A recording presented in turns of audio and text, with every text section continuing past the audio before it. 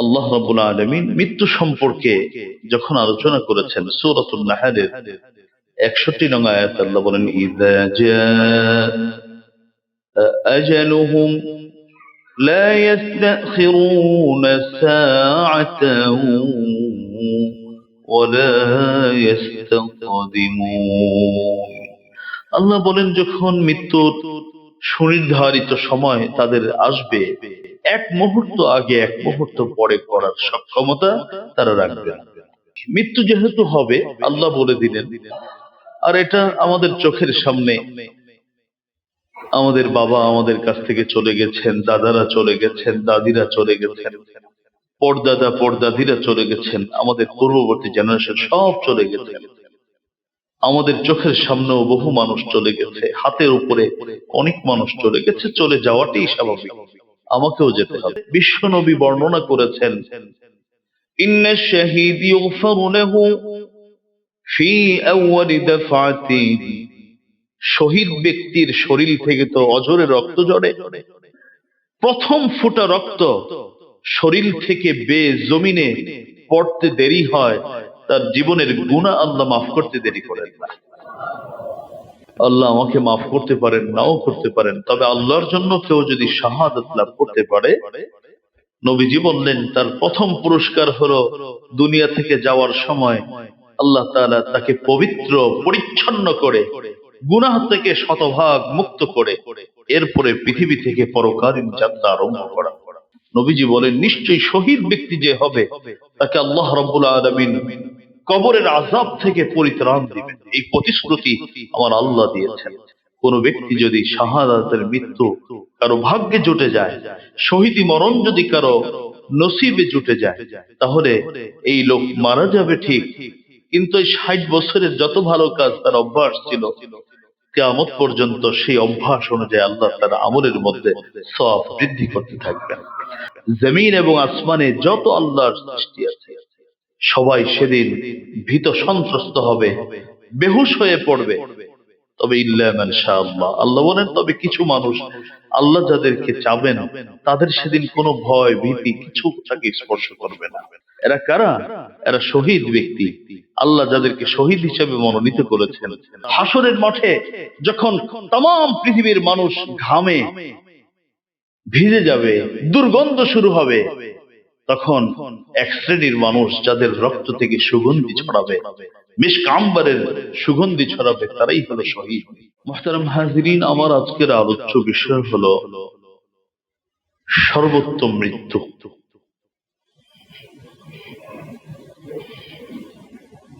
সর্বোত্তম মৃত্যু শাহাদাতের মৃত্যু।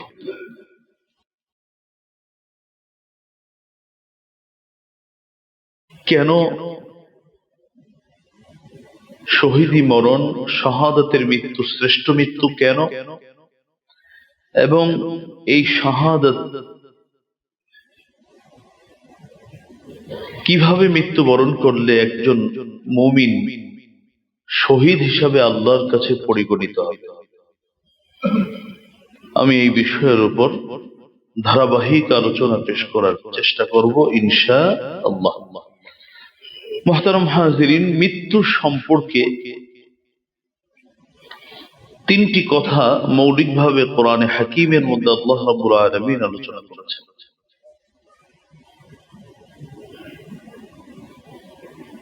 কুরআনুল কারীম তিনটি কথার প্রথম কথা হচ্ছে কুল্লু নাফসিন যায়িকাতুল মাউত। পৃথিবীতে এমন কোন প্রাণী নেই যে প্রাণী মৃত্যুর কবল থেকে বাঁচতে পারবে। কোরআনে ৩ জায়গায় আল্লাহ রাব্বুল আলামিন এই কথাটি পরিষ্কার করে বলে দিয়েছেন। সূরাত আলে ইমরানের ১৮৫, সূরাতুল আম্বিয়া ৩৫ এবং সূরাতুল আনকাবুত ৫৭।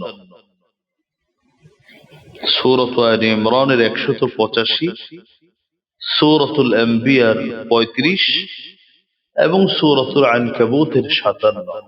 এই তিনটি আয়াত ৩ জায়গায় আল্লাহ একই কথা বলেছেন। কুল্লু নাফসিন যায়িকাতুল মাউত, কুল্লু নাফসিন যায়িকাতুল মাউত। একই কথা আমার আল্লাহ তিন জায়গায় বলেছেন পৃথিবীতে প্রতিটি প্রাণীকে মৃত্যুর স্বাদ গ্রহণ করা লাগবে। পৃথিবীতে আমার জানা মতে এমন কোনো বিষয় নেই যেই বিষয়ে পৃথিবীর সকল মানুষ একমত। তবে মৃত্যু এমন একটি বিষয় যে বিষয়ে ধর্ম বর্ণ নির্বিশেষে পৃথিবীর সকলে এই বিষয়ে একমত, যার আগমন হবে তার প্রস্থান হবে, যে জন্ম নিবে তার মৃত্যুর স্বাদ গ্রহণ করা লাগবে। এ বিষয়ে প্রাচ্য থেকে পূর্ব থেকে পশ্চিম, দক্ষিণ থেকে উত্তর, হাজার বছর আগের মানুষ, হাজার বছর পরের মানুষ, বর্তমান মানুষ, সারা পৃথিবীর মানুষ এ বিষয়ে একমত যে জন্ম নিবে তাকে মৃত্যুর স্বাদ গ্রহণ করা লাগবে।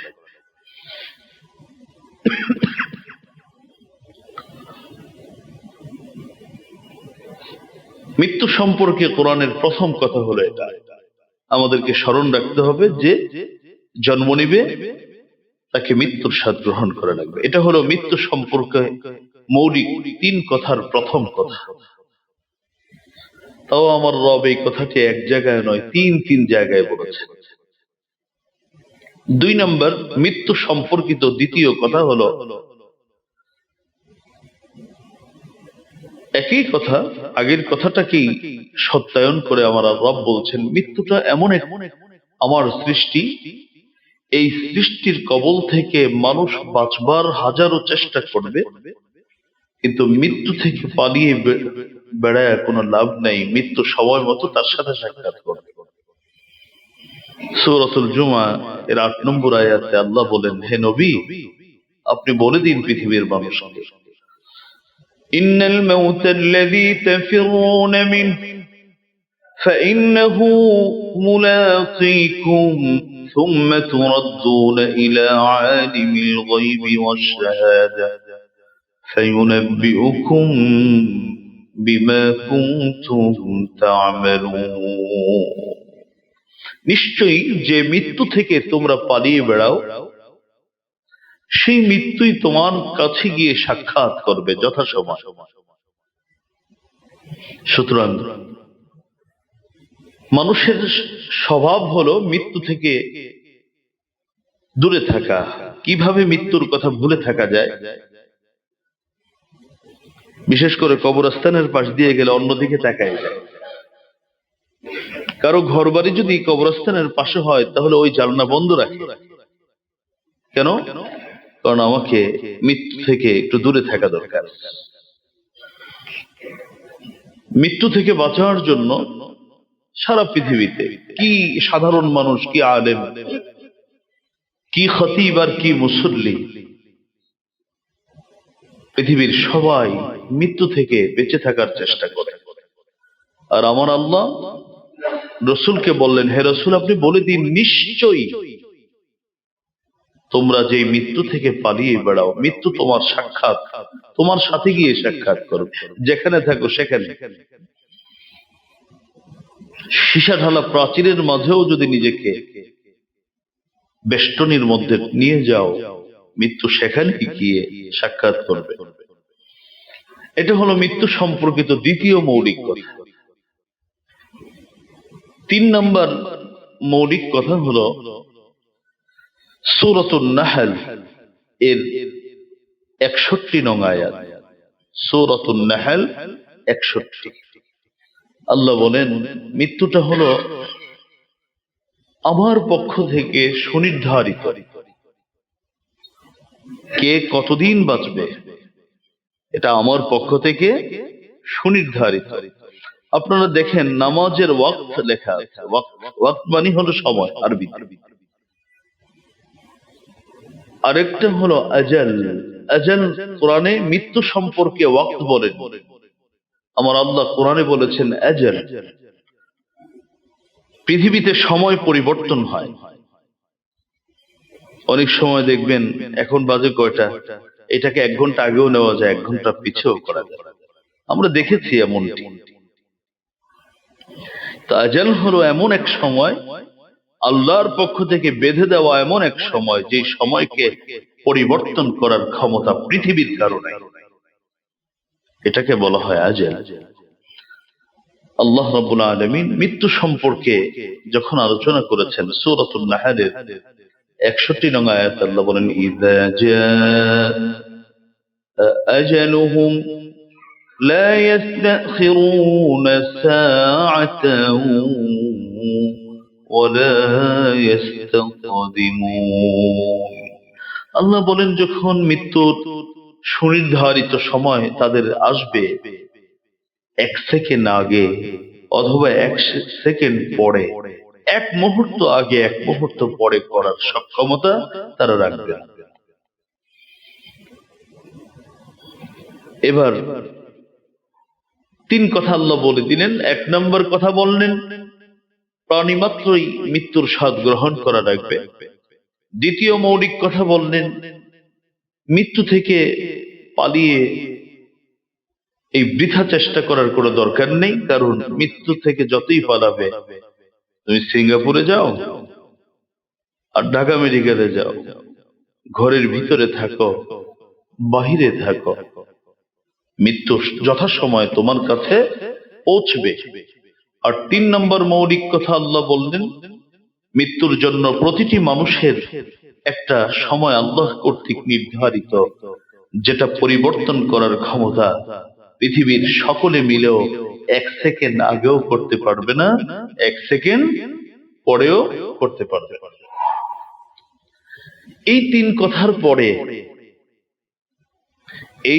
কথার পরে একজন মানুষ মৃত্যু থেকে দূরে থাকার, মৃত্যুর কথা শুনলে ভয় পাবার, কবরস্থান দেখলে অন্যদিকে তাকিয়ে চলার কোনো সুযোগ নেই। এখন আমাদের দায়িত্ব কি, কর্তব্য কি? মৃত্যু যেহেতু হবে আল্লাহ বলে দিলেন, আর এটা আমাদের চোখের সামনে।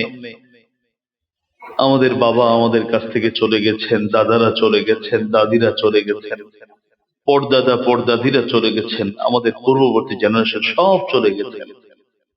আমাদের চোখের সামনেও বহু মানুষ চলে গেছে, হাতের উপরে অনেক মানুষ চলে গেছে। চলে যাওয়াটাই স্বাভাবিক, আমাকেও যেতে হবে। তবে মৃত্যুটাকে কতটা ভালো মৃত্যুতে পরিণত করা যায়? আমার মৃত্যুটা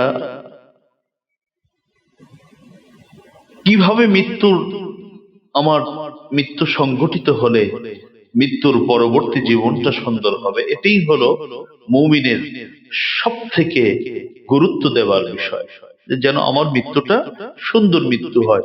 মৃত্যুর পরের কোন পরীক্ষায় যেন আমি পড়ে না যাই। এটা হলো একজন মুমিনের লক্ষণীয় বিষয়, চিন্তার বিষয়।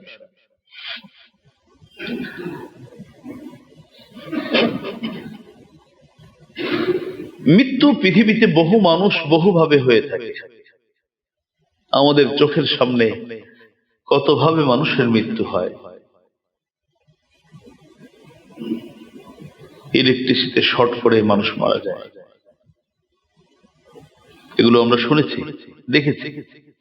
আগুনে পুড়ে মানুষ মারা যায়, পানিতে ডুবে মানুষ মারা যায়, রোড অ্যাক্সিডেন্টে মানুষ মারা যায়, জমিনে মারা যায়, আকাশে মারা যায়, ঘরে শুয়ে শুয়ে মারা যায়, পথে হাঁটতে গিয়ে মারা যায়, হসপিটালের বেডে মারা যায়। পৃথিবী সারা ডক্টর দাঁড়িয়ে আছে, তার সামনেই বেচারা নিরুপায় হয়ে বলে যে আমার কিছু করার ছিল না, মানুষ মারা যাবে।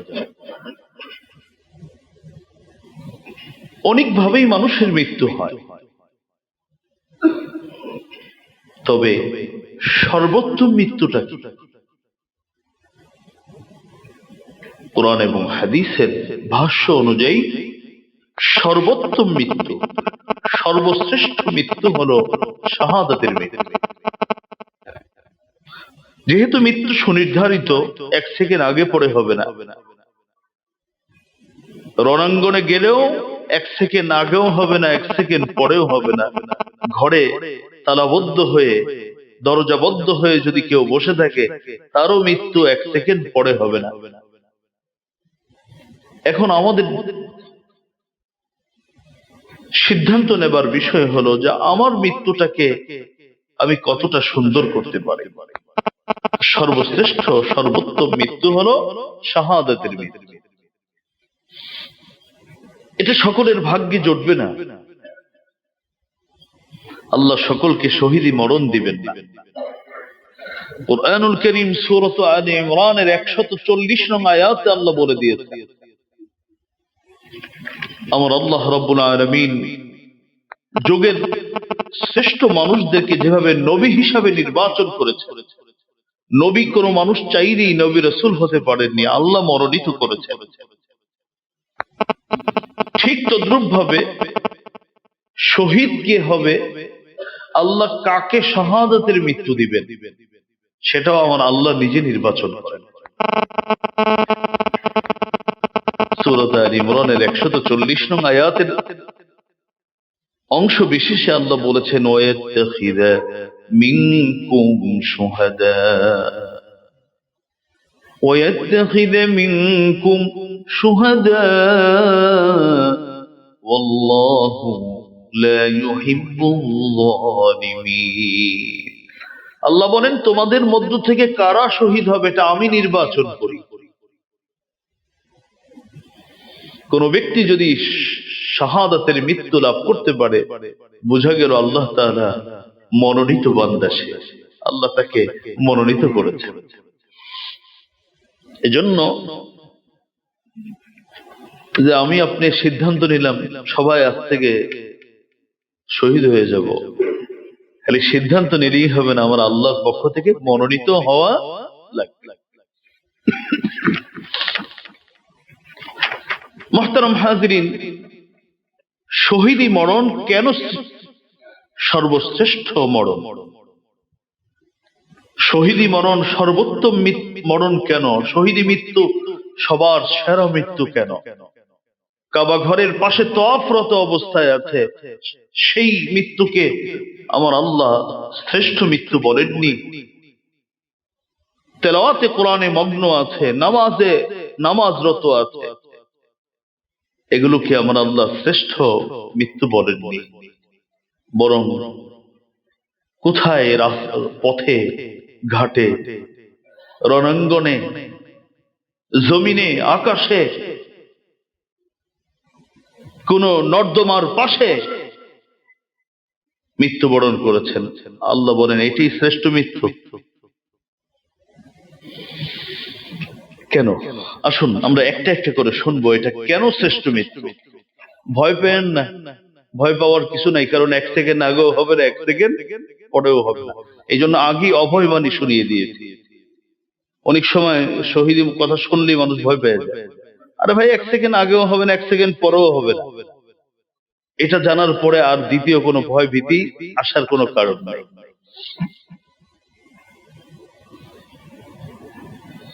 এক নম্বর, এটা সর্বোত্তম মৃত্যু হওয়ার প্রধান কারণ হলো,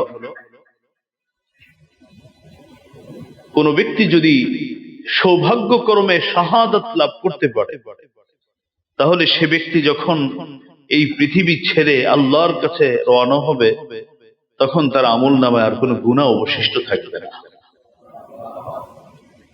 তওবা করে রাখবে না, কাদাও লাগবে না, কিচ্ছু না, আমার আল্লাহ নিজ দায়িত্বে তার গুনাহ মোচন করে দিবেন।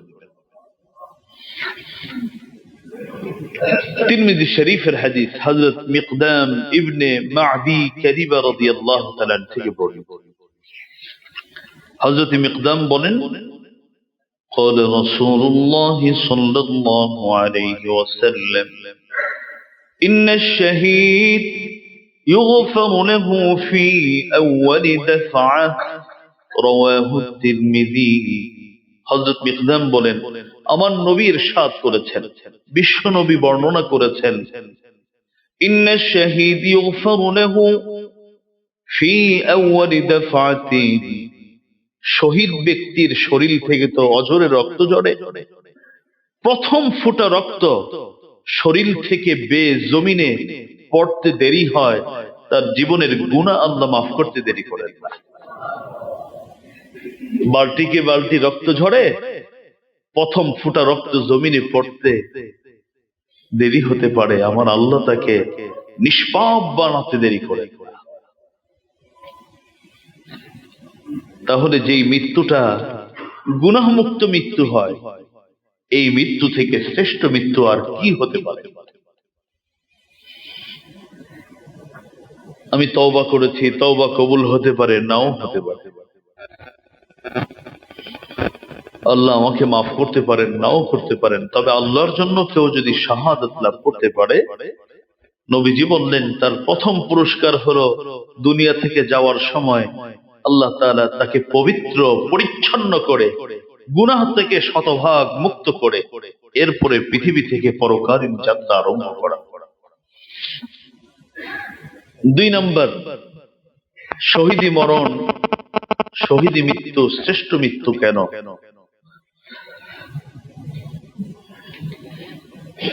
আচ্ছা, প্রথম যে আল্লাহ মাফ করবেন, তবে একটি কথা না বললেই নয়, মানুষের গুনাহ 2 ধরনের হয়ে থাকে।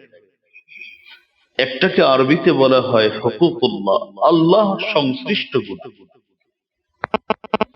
আরেকটা হলো হুকুকুল ইবাদ, বান্দা সংশ্লিষ্ট গুনাহ। আল্লাহ সংশ্লিষ্ট গুনাহ কি? কোন ব্যক্তি বান্দার উপর আল্লাহ নামাজ ফরজ করেছেন, ঠিক মতো নামাজ পড়ে নেই, সে আল্লাহর হক নষ্ট করেছে।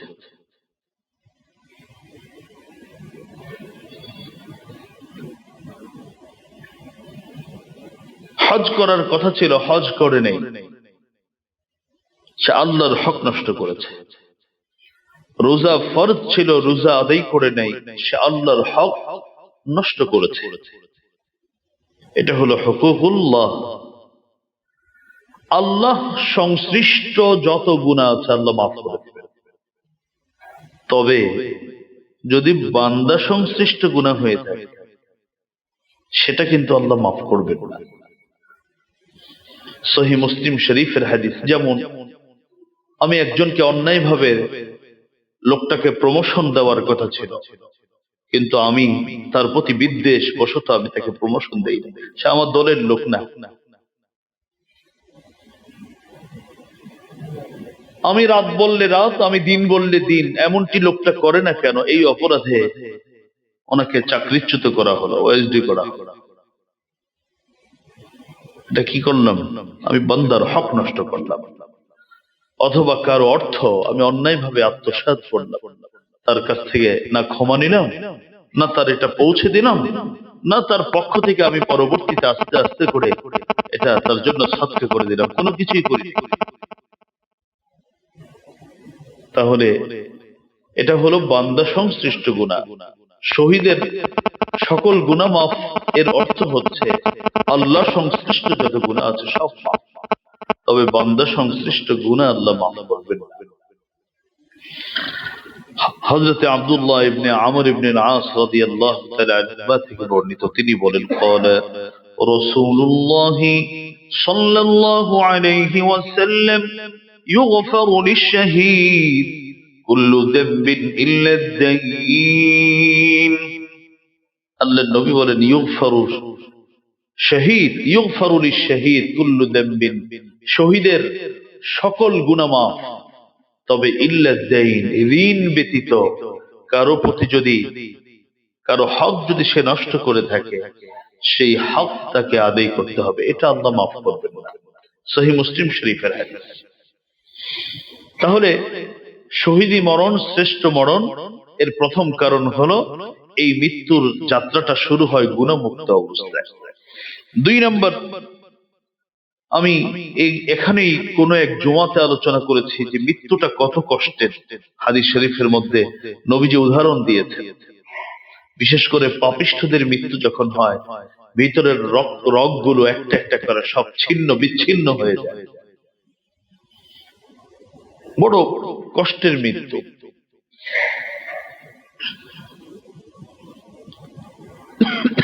তবে পৃথিবীতে মানুষের মৃত্যু সব থেকে আরামের মৃত্যু, সব থেকে সহজ মৃত্যু হচ্ছে শাহাদাতের মৃত্যু। কতটা সহজ? নবীজি হাদিস শরীফের মধ্যে বলেছেন,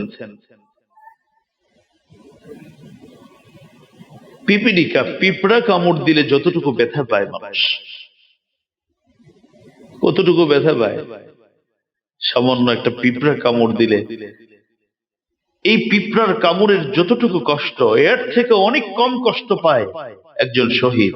তার জীবন বের করে নেওয়া হয়, কিন্তু তার মৃত্যুর কষ্টটা পিঁপড়া কামড় দিলে যতটুকু কষ্ট, এর থেকেও কম হয়। আসুন, নবীজি বলেন, আন আবি হুরায়রা রাদিয়াল্লাহু তাআলা আনহু قال قال رسول الله صلى الله عليه وسلم ما يجد الشهيد من مس القتل إلا كما يجد أحدكم من مس القرص। নবীজি বলেন, শহীদ ব্যক্তি, তাকে যে হত্যা করা হচ্ছে, এই হত্যার কষ্ট ততটুকুই অনুভব করে যতটুকু তোমাদের কোনো ব্যক্তিকে পিঁপড়া কামড় দিলে অনুভব করে। এর থেকেও কম অনুভব করে শহীদ ব্যক্তি, অথচ তার জীবন বের করে নেওয়া হচ্ছে। তিরমিজি শরীফের হাদিস। তাহলে যেই মৃত্যুর কষ্ট বলতে নাই বললেই চলে, সেই মৃত্যুই তো শ্রেষ্ঠ মৃত্যু হবে। আমাদের অনেক সময় দেখবেন মৃত্যু হচ্ছে ইস্তিনজা বের হয়ে যাচ্ছে, পেশাব হয়ে যাচ্ছে মৃত্যুর সাথে সাথে, ভয়ঙ্কর রূপ ধারণ করছে মৃত্যুর সময়। আর আরেকজনের মৃত্যু পিঁপড়ার কামড়ের থেকেও কম কষ্ট হবে। নবীজি বলেন, এই জন্য শাহাদাতের মৃত্যু হলো শ্রেষ্ঠ মৃত্যু। কেন মৃত্যুটা এত সহজ হয়? এর কারণ যে জীবন বের করে দেওয়া। একজন মানুষের সব শরীর থেকে রক্ত প্রবাহিত থাকে, কখনো হাত কেটে দেওয়া হয়, কখনো গর্দান কেটে দেওয়া হয়, কখনো বা আঘাত করা হয়, রক্ত বের হতে হতে রক্ত শূন্য হয়ে মারা যায়। তো কষ্ট তো বেশি হওয়ার কথা। এখানে কষ্টটা কম হয় কেন? তিরমিজি শরীফের আরেক হাদিস হযরত মিকদাম ইবনে মাদি কারিবা রাদিয়াল্লাহু তাআলা আনহু থেকে বর্ণিত, তিনি বলেন, ইন্না শাহীদ قال رسول الله صلى الله عليه وسلم إن الشهيد يرى مقعده من الجنة إن الشهيد يرى مقعده من الجنة।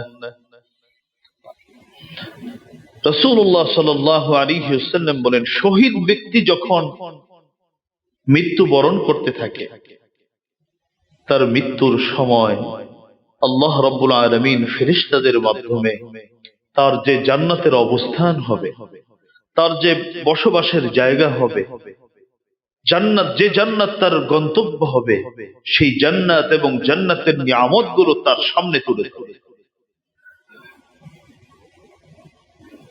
শহীদ ব্যক্তি তার জান্নাতের নিয়ামতের দিকে তাকিয়ে থাকে, জান্নাতের নিয়ামতের দিকে তার দৃষ্টি চলে যায়, তখন তার মৃত্যুর কষ্টটা সে অনুভব করে না।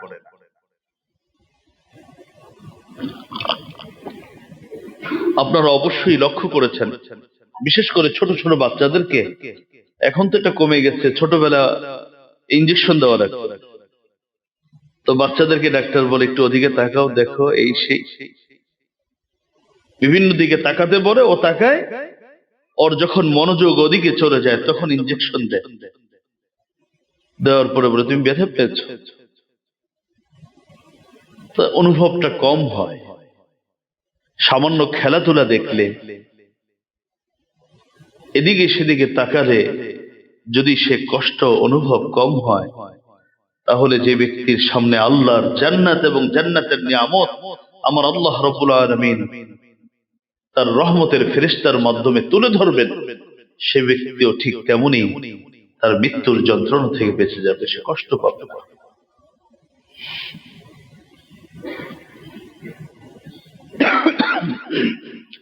তাহলে প্রথম হলো গুণমুক্ত হয়ে যাচ্ছে, এই জন্য এটা শ্রেষ্ঠ মৃত্যু।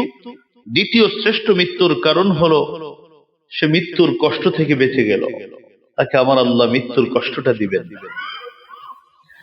3 নম্বর শ্রেষ্ঠ মৃত্যু হওয়ার কারণ হলো মৃত্যুর পরে যে তার কবর জগৎ আছে।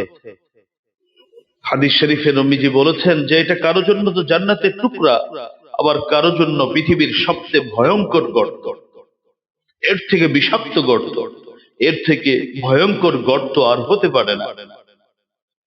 সেই কবর সম্পর্কে নবীজি বলেন, যদি কোনো ব্যক্তি শহীদি মরণ যদি কারো ভাগ্যে জুটে যায়, তাহলে রব্বে করিম আল্লাহ রাব্বুল ইজ্জত তাকে কবরের সুআল জবাব তো দূরের কথা, কবরে যত ধরনের শাস্তি হতে পারে সব শাস্তি থেকে আল্লাহ রাব্বুল আলামিন তাকে অবশ্যই সেখান থেকে হেফাজত করবে। এটাও তিরমিজি শরীফের হাদিস, হযরত মিকদাম ইবনে মাদি কারিবা রাদিয়াল্লাহু তাআলা আনহু থেকে বর্ণিত। তিনি বলেন, قال رسول الله صلى الله عليه وسلم إن الشهيد يجار من عذاب القبر। নিশ্চয়ই শহীদকে, নবীজি বলেন, নিশ্চয়ই শহীদ ব্যক্তি যে হবে তাকে আল্লাহ রাব্বুল আলামিন কবরের আযাব থেকে পরিত্রাণ দিবেন, এই প্রতিশ্রুতি আমার আল্লাহ দিয়েছেন। তার কবরের আযাব হবে না। কবরে যদি আযাব না হয় তাহলে মৃত্যুর ভয় নেই, কবর জগৎ নিয়ে কোনো ভয় নেই। 4 নম্বর, শহীদি মরণ, শহীদি মৃত্যু শ্রেষ্ঠ মৃত্যু কেন? মানুষ যখন মৃত্যুবরণ করে, সহিহ মুসলিমের এক হাদিসে এসেছে তার নেক আমলের দরজা বন্ধ হয়ে যায়, তবে 3টা রাস্তা চালু থাকে। আপনারা এই হাদিস শুনেছেন। তবে শহীদ যদি মারা যায় তাহলে রব্বুল আলামিন তার কোন নেক আমলকে আর বন্ধ করবেন না। কিয়ামত সংগঠিত হওয়া পর্যন্ত শহীদ ব্যক্তির নামাজ, সে ফজর পড়বে না, কিন্তু তার আমল নামার মধ্যে ফজরের নামাজের সওয়াব উঠতে থাকবে। সে যোহর পড়বে না, তার আমল নামার মধ্যে যোহরের সওয়াব উঠতে থাকবে। সে সাদকা করতে পারবে না, সে আত্মীয়ের হক আদায় করতে পারবে না, কিন্তু সওয়াব তার আমল নামায় উঠতে থাকবে, যদি এই ভালো কাজ, এই অভ্যাস তার জীবদ্দশায় থেকে থাকে। ভালো কাজের অভ্যাস যদি কেউ রেখে যায়, যত ভালো কাজ, রোগীকে দেখা তার একটা অভ্যাস ছিল, ইয়েতিমকে মাথায় হাত বুলিয়ে দেয়া, মানুষকে আপ্যায়ন করা, ছোটকে আদর করা, বড়কে শ্রদ্ধা করা, যত ধরনের ভালো কাজ তার অভ্যাস ছিল। তার মৃত্যু হয়ে গেছে ঠিক 25 বছর বয়সে, কিন্তু কিয়ামত পর্যন্ত তার নেক আমল হতে থাকে। হযরতে ফাযালাহ ইবনে উবাইদ রাদিয়াল্লাহু তাআলা আনহু থেকে বর্ণিত, তিনি বলেন, قال رسول الله صلى الله عليه وسلم كل ميت يختم على عمله إلا الذي مات مرابطا في سبيل الله كل ميت يختم على عمله إلا الذي مات مرابطا في سبيل الله فإنه ينمى له عمله إلى يوم القيامة ويؤمن فتنة القبر رواه أبو داود। নবীজি বলেন, প্রত্যেক মৃত ব্যক্তিকে মৃত ব্যক্তি মৃত্যুবরণ করার সঙ্গে সঙ্গে তার নেক আমলের রাস্তা বন্ধ হয়। তবে যে ব্যক্তি আল্লাহর রাস্তায় পাহারাদারি করতে করতে মৃত্যুবরণ করে, তার নেক আমলের রাস্তা বন্ধ হয় না, বরং فإنه ينمى له عمله إلى يوم القيامة, কিয়ামত পর্যন্ত তার আমল বৃদ্ধি করা হয়ে থাকে, বৃদ্ধি পেতেই থাকে, তার নেক আমলের দরজা বন্ধ হয় না।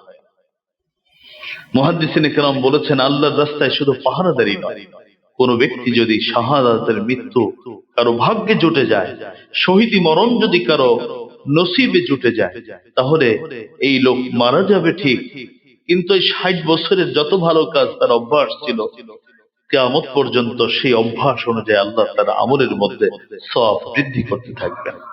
আশা করা যায় যদি কারো হক নষ্ট হয়ে থাকে আর এই নেক আমল অনেক বেড়ে যায়, তাহলে এর মাধ্যমেও হয়তো ওই ব্যক্তি মানুষের হক আদায় করে দিতে পারবে। এটা হলো 4 নম্বর কারণ, যে কারণে শহীদি মৃত্যু শ্রেষ্ঠ মৃত্যু। 5 নম্বর, তাহলে কবর থেকে আল্লাহ পাক হেফাজত করবেন, কবরের প্রেশারই নেই। আবার কবরে শুয়ে থাকবেন, আরাম করবেন, আবার এদিক দিয়ে নেক আমলও বাড়তেছে। 5 নম্বর, কিয়ামত দিবসের ভয়াবহতা তাকে স্পর্শ করবে। 4 শ্রেণীর মানুষকে কিয়ামতের ভয়াবহতা স্পর্শ করবে না। এর মধ্যে নবী, সিদ্দিক, শহীদ, শহীদদেরকে কিয়ামত, সবাই কিয়ামতের দিন ভীত সন্ত্রস্ত হবে, কিন্তু সেদিন নিরাপদে যারা থাকবে তাদের মধ্যে এক শ্রেণী হলো শহীদ, তাদের কোনো ভয় সেদিন থাকবে না। কুরআনুল কারীম সূরাতুজ জুমার এর 68 নং আয়াত আল্লাহ বলেন, ওয়ানুফিখা ফিস সূরি ফাসাইকা মান ফিস সামাওয়াতি ওয়া মান ফিল আরদি ইল্লা মান শাআল্লাহ ثم نفخ فيه أخرى فإذا هم قيام ينظرون। আল্লাহ বলেন, ওয়ানুফিখ ফিস সূর, যখন সিংহায় ফুঁক দেওয়া হবে, ফাসাইকা মান ফিস সামাওয়াতি ওয়া মান ফিল আরদ, জমিন এবং আসমানে যত আল্লাহর সৃষ্টি আছে সবাই সেদিন ভীত সন্ত্রস্ত হবে, বেহুশ হয়ে পড়বে।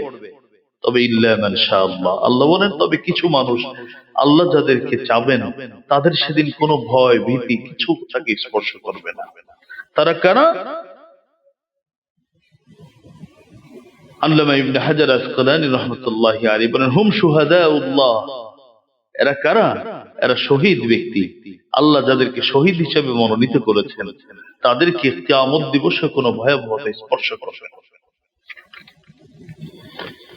মুহতারাম হাজিরিন, শহীদকে আল্লাহ রাব্বুল আলামিন আরো অনেক শ্রেষ্ঠ মৃত্যু হওয়ার আরো অনেক কারণ আছে। রক্ত যখন অনেক দিন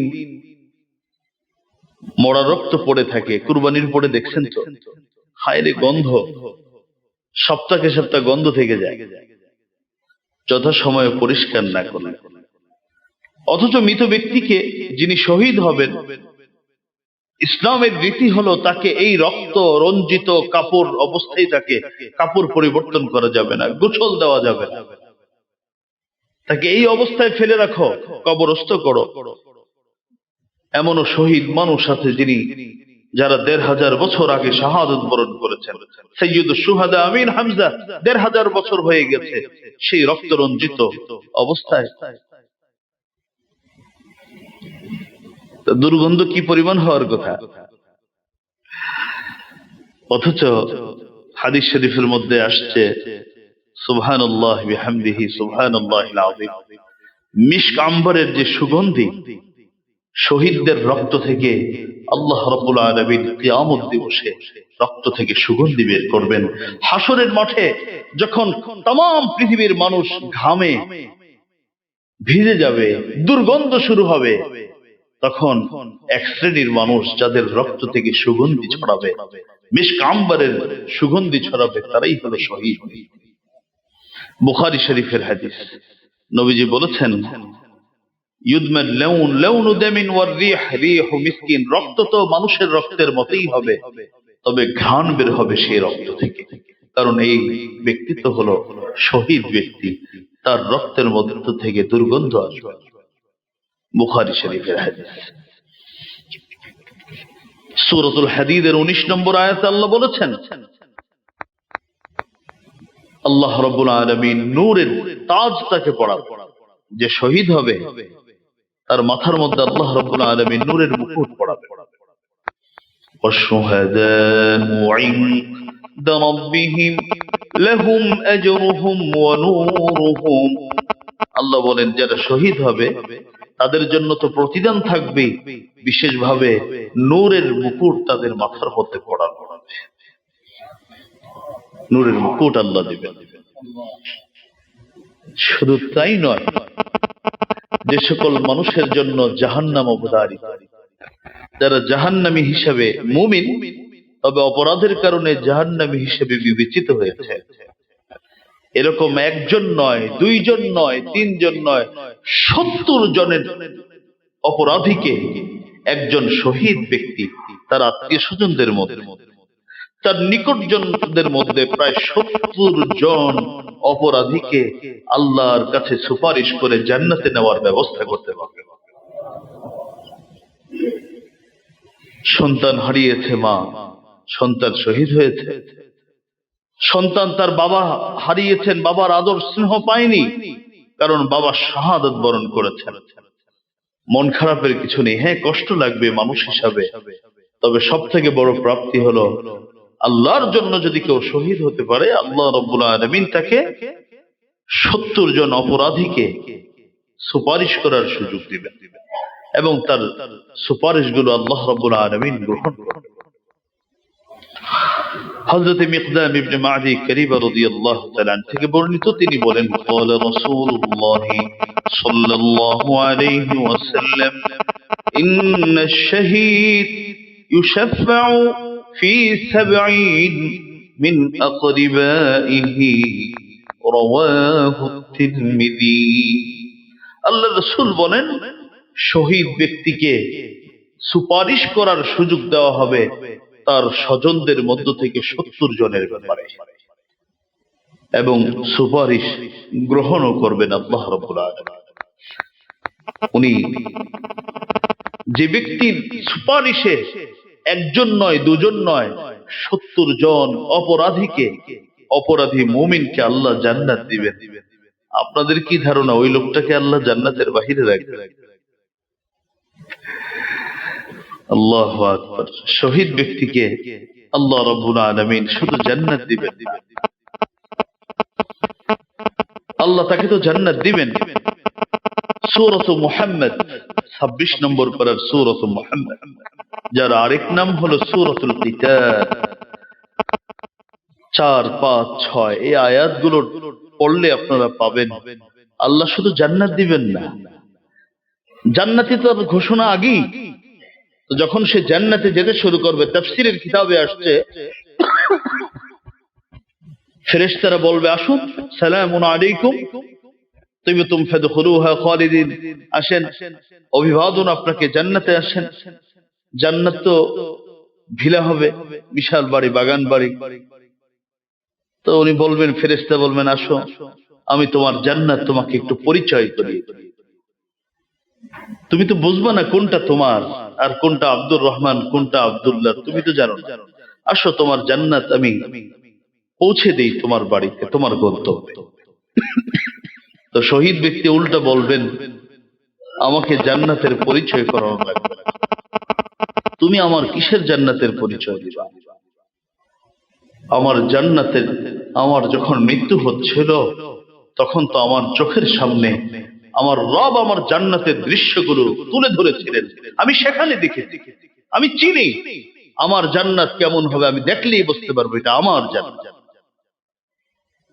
আমি আপনি যেভাবে আমার বাড়ি দেখলেই চিনি। দেশের বাইরে ছিল ভদ্রলোক, অর্থ পাঠিয়েছে পরিবার বা স্বজনরা, তার জন্য বাড়ি বানিয়েছে, ছবি দেখায় দিচ্ছে, ভিডিও পাঠাইছে, বারবার দেখছে বাড়ির বাহিরের দৃশ্য কেমন, ভিতরের দৃশ্য কেমন, ড্রয়িং রুম কেমন, ডাইনিং রুম কেমন, সব দেখিয়ে দিয়েছে। আচ্ছা বলুন, এই লোকটা যখন দেশে আসছে তার নিজের বাড়ি চিনতে কোনো সমস্যা হবে? দেখলেই বুঝবে হ্যাঁ এটাই আমার কষ্টার্জিত অর্থ থেকে তৈরি করা বাড়ি। ঠিক তদ্রূপ শহীদ যখন জান্নাতে যাবে তখন তার বাগান বাড়ি দেখলেই চিনবে যে এটাই আমার সেই বাড়ি, যেটা আমার শাহাদাতের মুহূর্তে আল্লাহ রাব্বুল আলামিন যেটা দেখিয়েছে। মুহতারাম হাজিরিন, আমি একই বিষয়ের উপর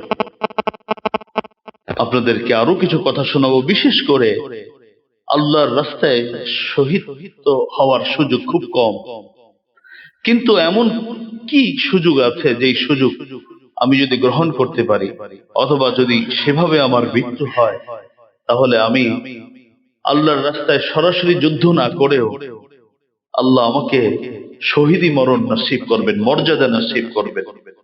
আমি সেই বিষয়গুলো ইনশাআল্লাহ আগামী জুমাতে আলোচনা করার চেষ্টা করব। আজকে যতটুকু আলোচনা হলো আল্লাহ আমাদেরকে বুঝার, গুরুত্ব দেওয়ার তৌফিক দান করুন। আমিন। ওয়া আখিরু দাওয়ানা আনিল হামদুলিল্লাহি রাব্বিল আলামিন।